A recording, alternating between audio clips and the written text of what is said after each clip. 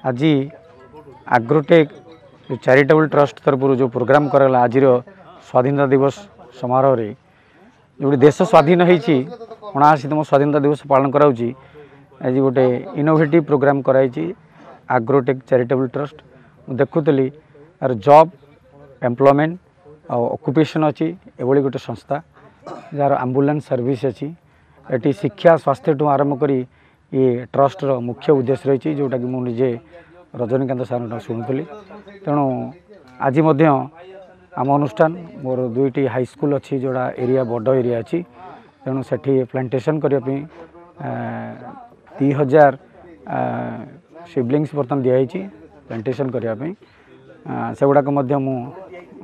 लोक लगे से गुड़ाक प्लांटेशन करी आगामी दिन में निश्चित भाव एग्रोटेक जो ट्रस्ट होती से ट्रस्ट जहाँ जहाँ कार्यक्रम आगू हम मुझे निश्चित भाव डेवलपमेंट करने प्रयत्नशील हेबी।